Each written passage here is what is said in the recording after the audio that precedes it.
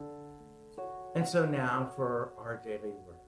Today's daily word reader is Alice Alexander, and she is actually safe at home. So let's go ahead and move in to the presence of Alice. Good morning. This is Alice, and I am speaking from the safety of my home. I would like to read the daily word to you this Sunday morning. The word for today is release. I release all that does not contribute to my highest good.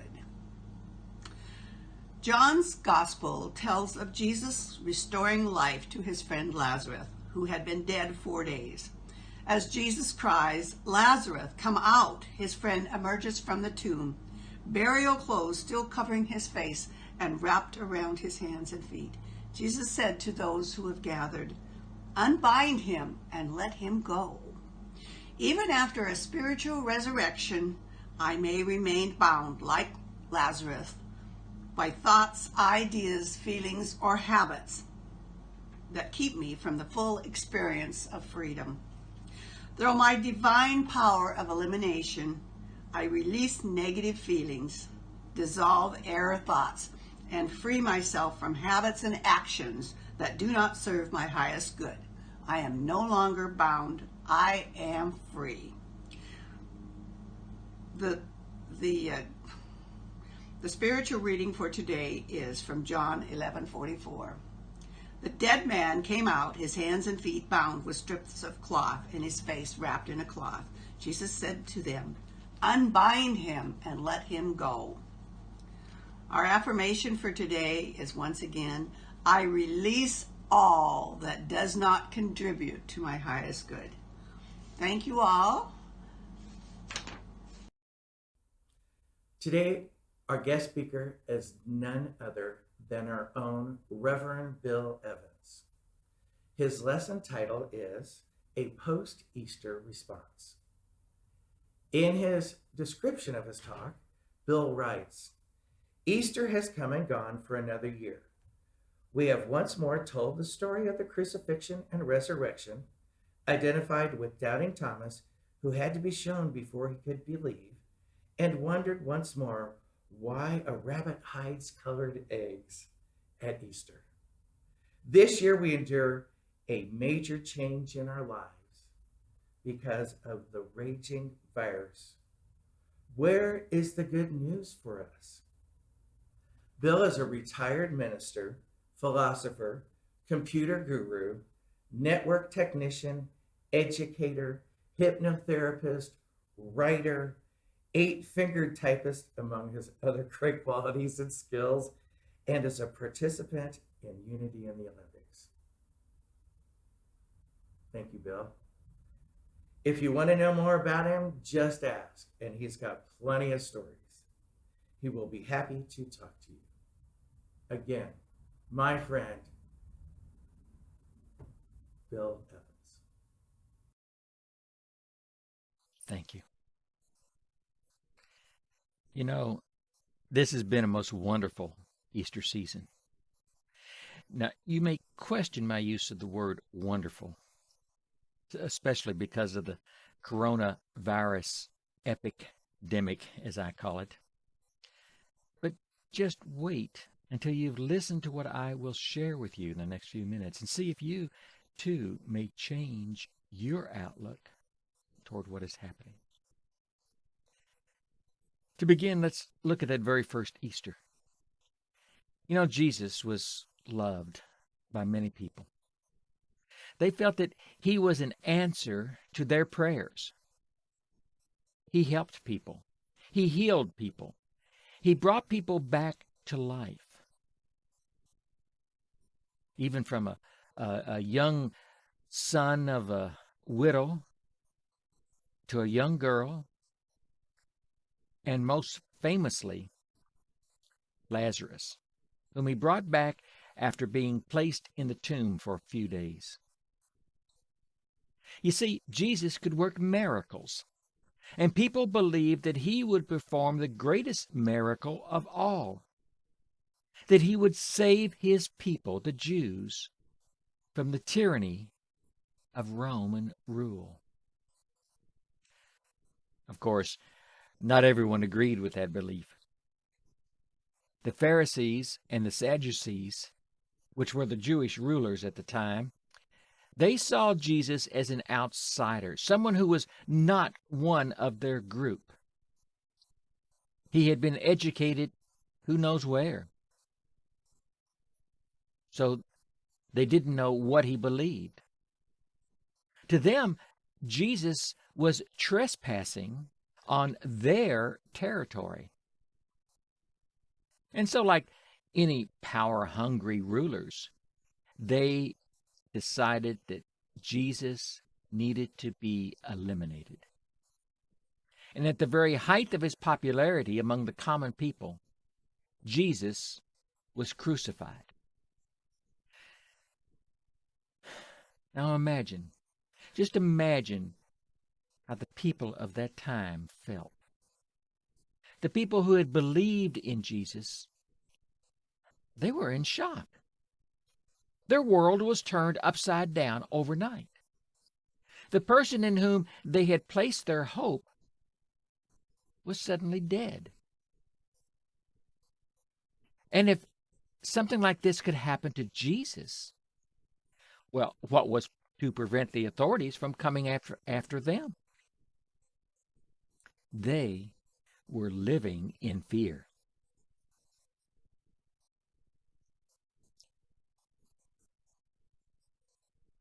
The people who had believed in Jesus were in shock. Their world was turned upside down overnight. The person in whom they had believed and had placed their hope had died. And if this had happened to someone like Jesus, then what was to prevent the authorities from coming after them? They were living in fear. On that first Easter afternoon, from Scripture, we read about two men who were traveling from Jerusalem to Emmaus. They were sad, they were depressed, and they were confused.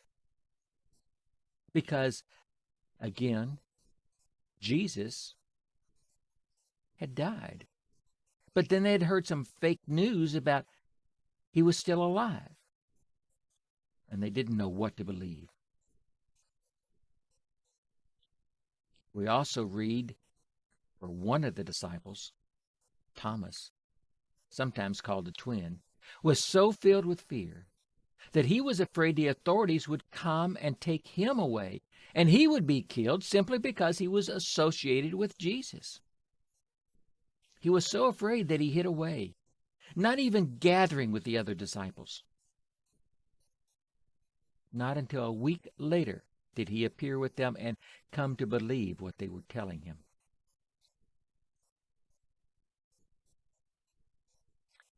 But let's fast forward to today. Like the people of the time of Jesus, our world has been turned upside down overnight. Not just our personal world, but the collective world, the global community. Life has changed. For many, their hope, which was in the economy, has been shattered because the Dow Jones and NASDAQ averages have plunged and then gone back up and then plunged and then gone back up and then it's been a roller coaster ride. For others, their loved ones have suddenly been taken from them, as this hungry virus seems to consume more and more people. All of us have had to distance ourselves from one another in fear of catching COVID-19. Even I found myself in fear when I went to Costco, wearing my mask and my gloves. When I was in Costco, I looked around and I saw everyone else as the enemy who would infect me. Even the items that I purchased had to be disinfected before being brought into the house. all of our activities are curtailed. We cannot enjoy going to a restaurant, or hiking the trails, or even, heaven forbid, hugging one another. Students cannot attend school, although they might see that as a blessing, at least until they have to return to school next year. But people are out of work, and some people are just simply freaking out and losing it because of the stress. In comparing the two times, one 2,000 years ago and the other right now, I noticed something very similar. The followers of Jesus no doubt felt that the world had come crashing down around them. It was a time of great sadness and depression on that Saturday, which was their Sabbath, the Saturday in which Jesus was in the tomb. But notice it was their Sabbath, a day in which they went home and stayed at home and rested. And after that Saturday, what had seemed to be the worst that could happen turned into the greatest gift mankind has ever known. Jesus demonstrated to all his followers who would accept it that he and they and we are more than we ever dreamed we could be. We are not just some insignificant body which lives for a short time and then dies. Rather, we are life itself. And life does not die. It continues always to live. You see, what initially seemed to be a horrible event turned out to be a great gift, a blessing. You know, what we have experienced in the last few weeks has forced us into a time of rest from our normal activities. The whole world has slowed down. By being forced to take time off and be by ourselves, we are given the time to stop looking to the outside and to turn inward.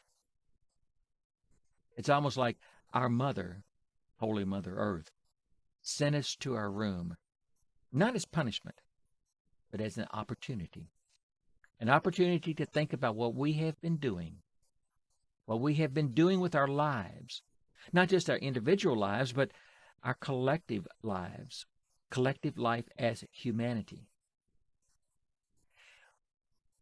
So many of us feel that there's something wrong in the world, and we want to change it.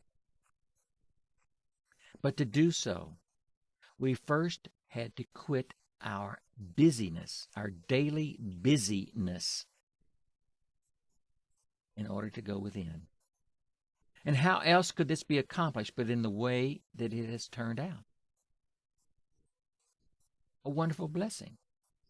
To go within and examine ourselves. Yet, what are we to think about during this time of going within? If we continue on the path that we've been on, then what we thought about and think about is how to survive. But that is the path of fear. It was the path that was chosen by the religious leaders 2,000 years ago and by those who wanted to keep the status quo. But the other path leads to a new world. A world not of fear and survival, but a world of cooperation, both with each other and with Holy Mother Earth. A world in which we are in alignment with nature and we cooperate rather than compete. The COVID-19 virus is not an agent of death. Rather, it is an agent of change, an opportunity to transform ourselves and the world. Instead of a curse, It is a gift. We've been quarantined. And if you look up the Latin derivation for the word quarantine, you find that it means 40 days. It began as a Venetian policy, first enforced in 1377, of keeping ships from plague-stricken countries waiting off of their ports for 40 days to ensure that no latent cases of plague were aboard. 40 days. Does that sound familiar for those of you who are biblical readers and scholars? 40 days for change to come about? 40 days of the self-isolation by Jesus in the wilderness, after which he earnestly began his active ministry. We have 40 days or more to accomplish several things. First, we can examine our lives. Look at what we are doing for our body. Look at our health. Do we need to do something different for our health? What about our eating habits? Are we eating just junk food? Can we change to more healthy foods? What about exercise? Do we exercise on a regular basis? We can strengthen our good habits while we eliminate our bad habits.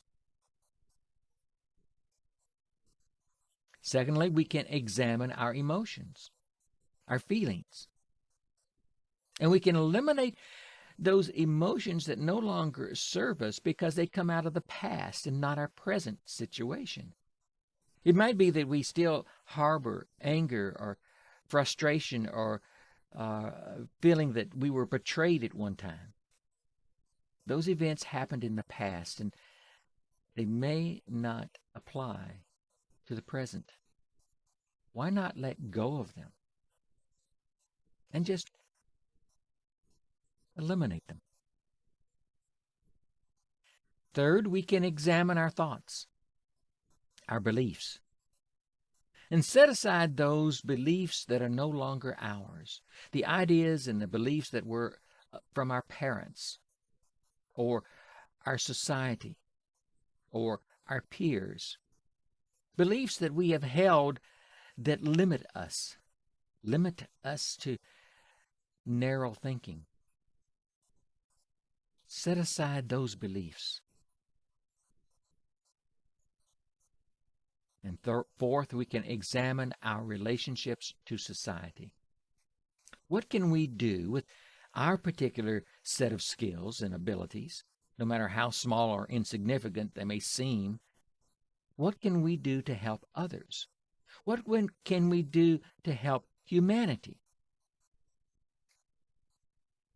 We have been given a 40-day time to discover who we are, physically, emotionally, mentally, and socially. The COVID-19 virus is not just a physical disease. It is a spiritual tool which allows us to create a new reality, a new world. We have the opportunity to discover who we are, physically, emotionally, mentally, and socially. And by knowing who we are stronger for all of humanity. Who or what but the Spirit could have found a way to stop the whole world and give us this opportunity to participate in the new earth and the new heaven, as mentioned in Revelation prophecy?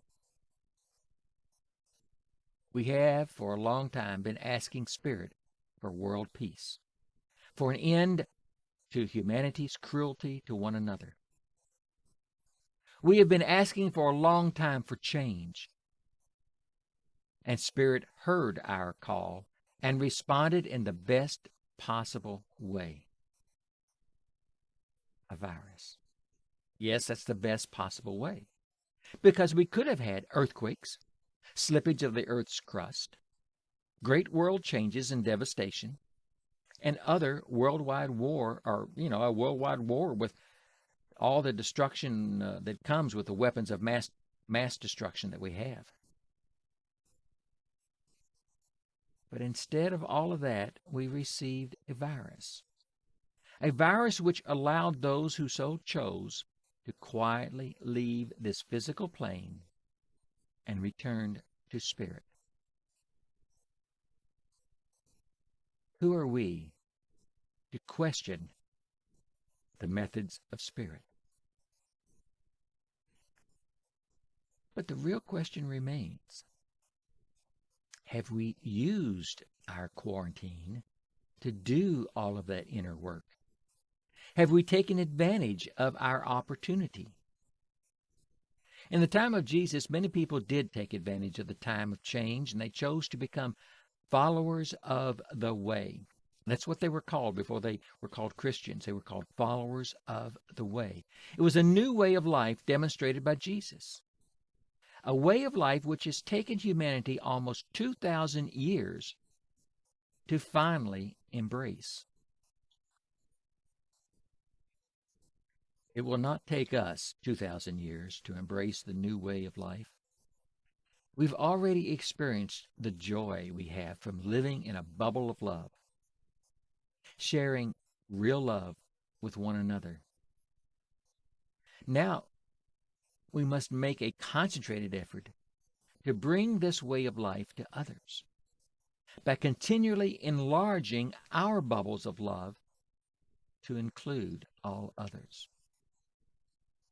We can refuse to live in fear. That's the old reality. We can choose now to live in a world that has been rebooted. Humanity 2.0. What a wonderful Easter season this has been. It is the dawning of a new age, as the scene behind me illustrates. Dawning of a new time. A time of love, cooperation between each other and Holy Mother Earth. That's how great this Easter season is. Let us now prepare for a period of meditation.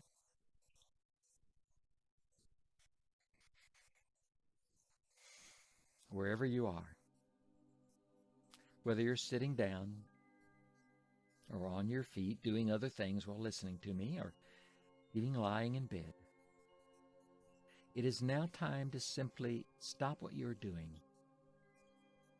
and relax. You may close your eyes, or you can continue to watch the scene that's on the device that you're using right now, whether it be a TV or a computer or a cell phone. Just allow yourself to relax, and you don't even have to think. You can let your mind take a vacation. But take a deep breath. Inhale, and then exhale from your belly. And take another deep breath.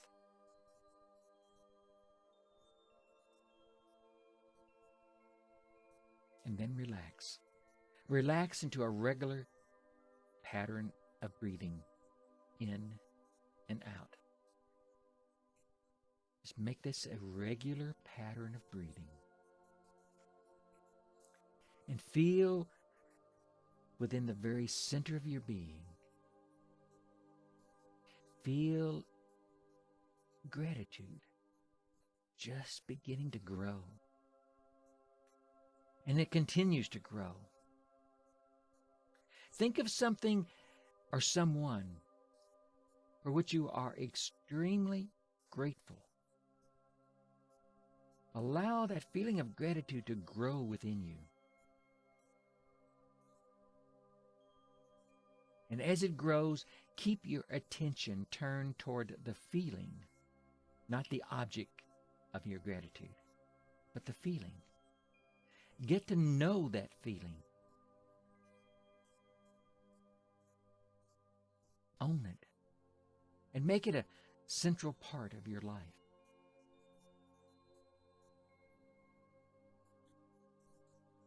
Become friends with that feeling.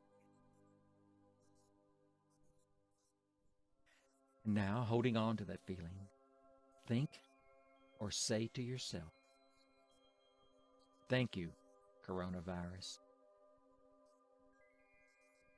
Thank you for coming to us at this time.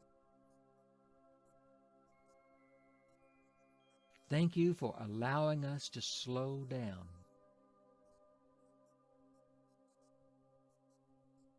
Thank you for helping us distinguish what is really important in our lives.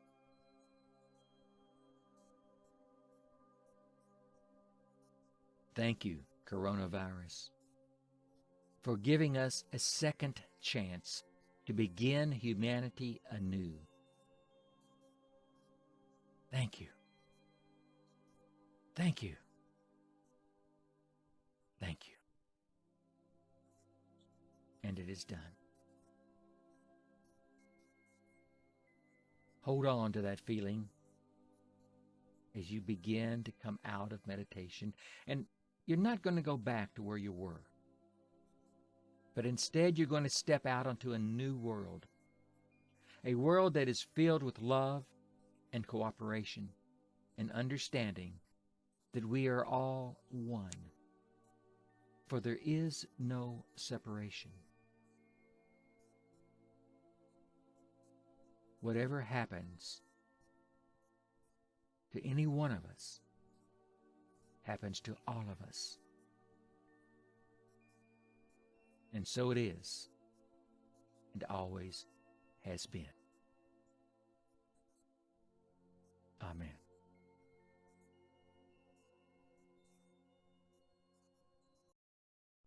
Now together, let us recite the Lord's Prayer. Our Father, who art in heaven, hallowed be thy name. Thy kingdom come, thy will be done on earth as it is in heaven. Give us this day our daily bread, and forgive us our debts as we forgive our debtors. And leave us not in temptation, but deliver us from error. For thine is the kingdom, and the power, and the glory, forever. Amen. Thank you, Bill, for that wonderful message. We truly are missing everyone here at Unity Young Lakes, and we are so grateful that you've joined us online today. We are so blessed to have you in our presence, as well as these wonderful speakers that we have coming to us each and every week, speaking from their heart and speaking that unity message. I would like to close this Sunday, as we do every Sunday, with a giant circle, touching one another and sharing that love and connection as we embrace the world, as we embrace one another.